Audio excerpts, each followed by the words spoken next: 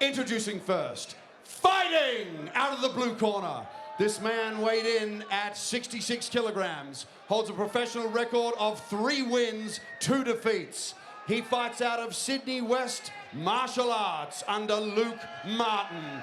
Hails from Sydney, Australia. Make some noise for Ethan Thomas!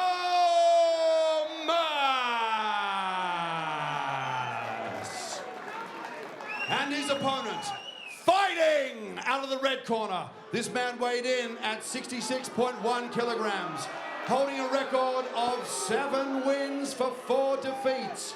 He fights out of Costa Academy and Scrappy MMA under Ben Vickers.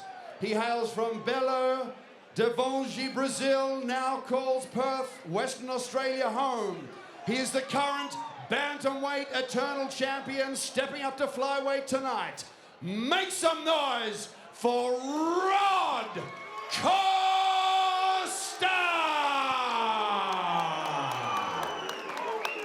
And our referee in charge, Jim Podios. No doubt who the crowd is behind here tonight. Rod Costa embracing the boos here at Liberty Hall. There's no better man to accept some boos and play heel than Rod Costa. Absolutely not. They touch him up, and here we go. It's near nice little jab return already. Cage side with Blake Richardson. Your anxiety levels going up just a little bit for this one. Absolutely. Nice outside leg kick by Ethan Thomas to start. The pressure's already on. Just trying to pressure Rod up against the cage. They're exchanging jabs, and he's in on an outside single. And down they go. Well, in any case, I would say that that's a tough position for any opponent getting taken down, but for Rod Costa, this is exactly where he wants to be. Not necessarily on his back, Blake, however, he's no stranger to these positions. He knows exactly what to do.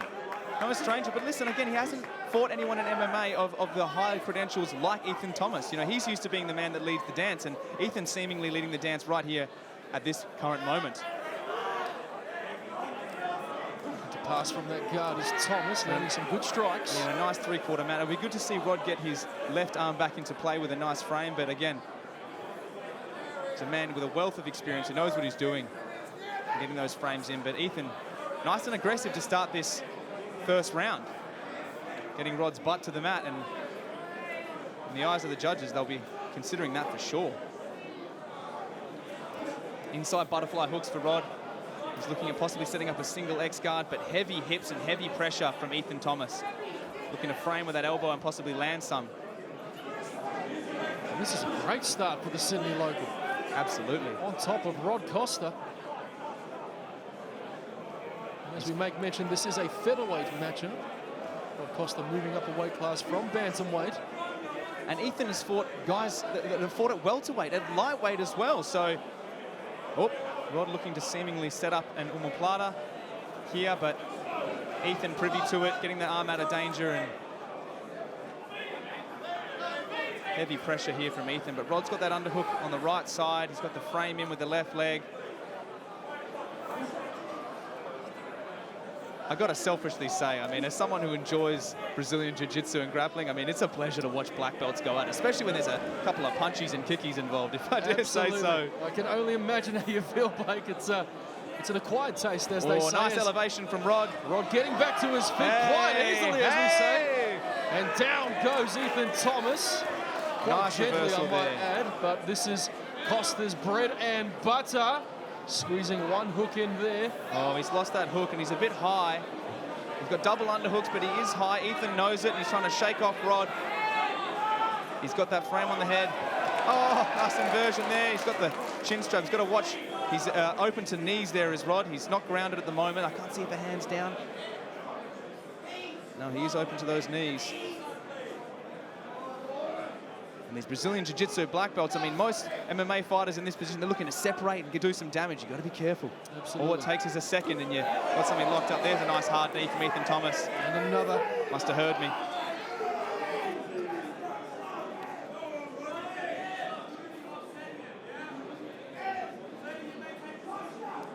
Reaching in far on that outside leg is Rod for Ethan. And he's looking to pick up that ankle. And come on, I can't see what grip Ethan's got. He seems to have some kind of over-under grip. Oh, there's a hard knee. You can see Rod's immediate response, putting that hand on the ground, Yes, yes. taking away that power from Ethan Thomas. He can't knee him while that hand's on the ground. No, he cannot, but he's opened up, Rod. Yes, he has. He's cut him here. And I have to say, from sharing the training room with Rod, I mean, it's good for the judges' scorecards to see some blood, but Rod does bleed fairly easily. I've got to say, he's got that Nate Diaz disease with the scar tissue on his face. Been in a few wars as Rod Costa. What's the old saying? You sneeze on him and he'll bleed. Seemingly so.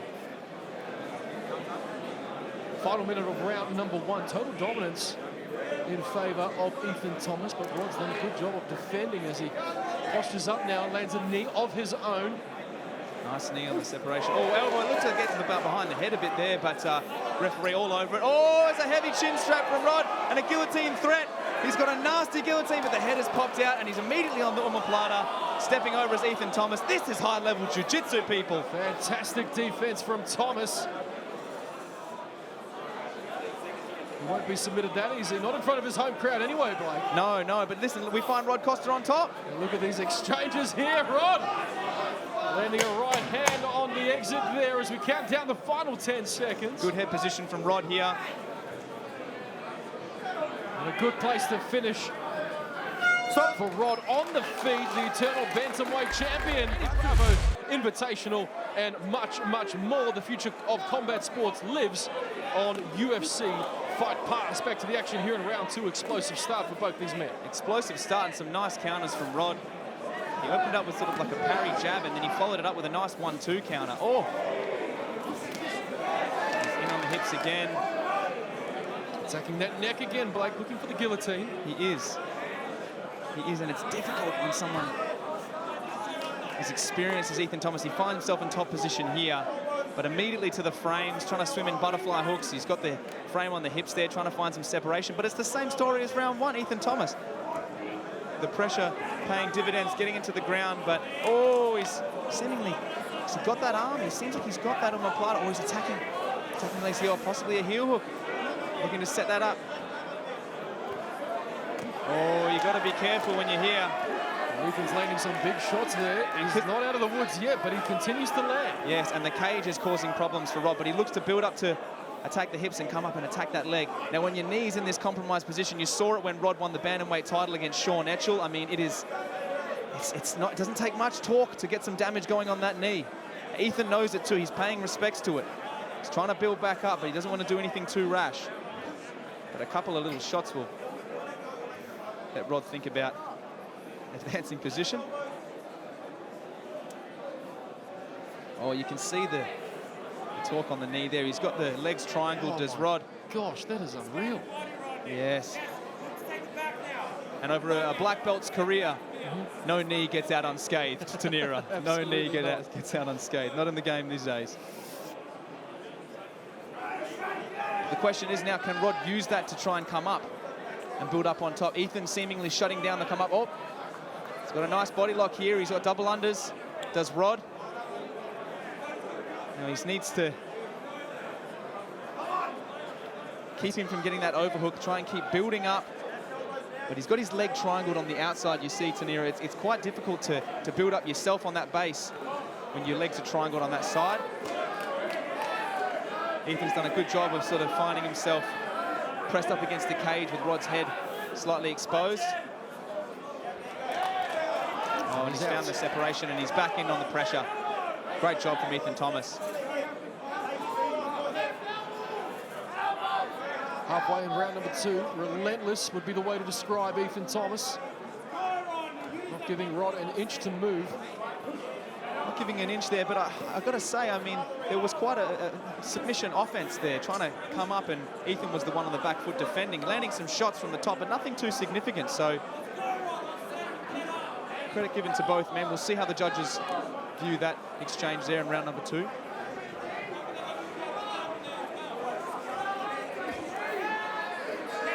Oh, he's got the leg again.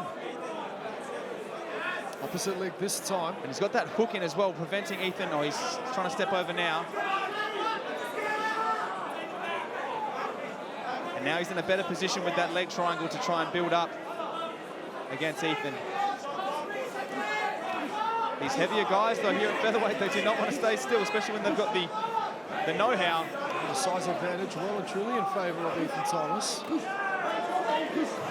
Now, in a traditional jiu-jitsu match, the men would be sitting here trying to change angles, but not in an MMA fight. They're just punching here. We can find the separation. Back to the feet. Big 1-2 for Thomas. And down goes Costa again. It's a bit low on that guillotine. He's wrestling up. Is Rod. Got to watch his neck. He's got a nasty guillotine of his own, so no doubt the reverse engineering the defense.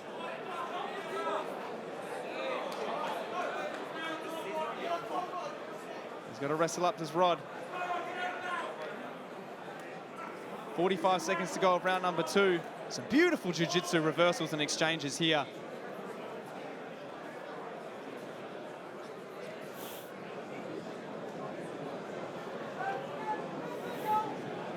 With 30 seconds to go, we find these gentlemen pressed up against the cage. Ethan in top position, but Rod looking to always threaten with the legs and the guard to stand up and land some shots of his own. 15 seconds. Another dominant round for Ethan Thomas in the books here at Eternal 78. And he's feeding off this hometown advantage. It was always going to prove to be a tough customer. Headlined by Ben Johnson as he takes on Yoon Soo Shin. Now, co-main event, you'll find Elliot Compton. Oh, beautiful outside kick from Rod. Oh, and again. On the GC, back to the action here, Blake. 2 heavy leg kicks landed by the Eternal Bantamweight champion. Yes, he's kickboxer Costa's got a nasty calf kick. A nice jab, but the pressure here from Ethan again. He likes the 1-2 and then the shot to the hips. And it's the same story. But finding some separation is Rod. Ethan is nice and high. He seemingly knows the game of Rod. He knows he likes that chin strap. He's using it to his advantage.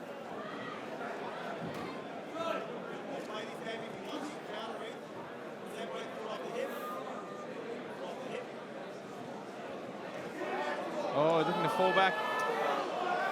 Now, this is the deepest he's been on that. Yes. Blake. Sorry to cut you off No, there, no. Beautiful. I mean, it was a solid sweep from Rod Costa.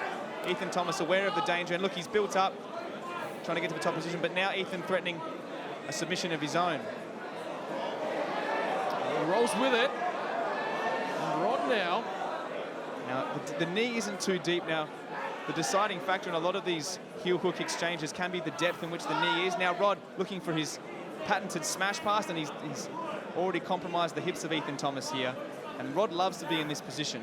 This is better from Costa in round 3. It's been all Ethan Thomas up until this point. Looking for some inversions. He's getting in on a leg as Ethan Thomas. Rod, very heavy hips. If he can posture up and start to land some big shots and return the favour that Ethan has been offering up all night in top position. Ah, beautiful. Look at that. The way he compromised the hips and passed. Now he's got the inside head position. He knows exactly where Ethan Thomas is heading due to his head position. He's looking to land some shots. To the back now for Costa. He's almost there, Blake. Now, you don't want Rod Costa in this position on your back. He's a bit high, but he's got...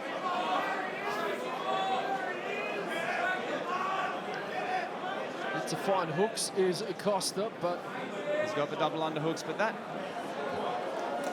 Beautiful drop from Ethan Thomas there. Absolutely, and they're back to the feet. The shaking Rod off center cage for Thomas. Starting to wear on Costa now. Nice outside kick. The right eye of Rod looks swollen. Oh, nice calf kick. He's up against the cage again. Thomas. Oh, nice 1-2 by Rod. Countered by Rod, lands flush. Yeah, a nod of acknowledgement from Ethan. He said, all right, there's a nice 1-2. 2 minutes to go. Oh, stiff jab from Costa. Oh, and another 1-2. And again. He's gotten the attention of Ethan. Costa fighting back here in the third and final round. Thomas not going anywhere as he drops down to those hips again by 1:45 to go, and oh my goodness, the energy in here at the Liberty Hall changed when these black belts like to stand and bang. I'd love to see more of it. They've got 90 seconds to work. And it's more of the same for Ethan Thomas. Bit of excitement on the feet there. They go back to what's worked, or at least what's worked well for Thomas here. And this is smart from Ethan Thomas. I mean, look, you know, the game plan has been working through rounds 1 and 2, and you don't want to take a big risk. I mean, on the feet, he's getting touched up, he's getting stung. They're landing on each other, but why take a risk if the body lock and the heavy pressure has been paying dividends?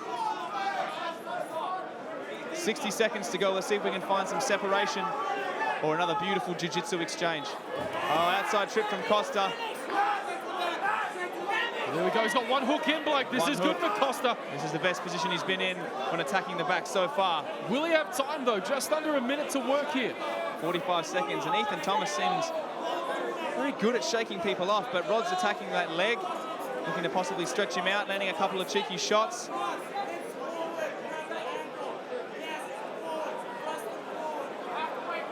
.30 seconds to go. Both hooks looking to get in and maybe attack an arm.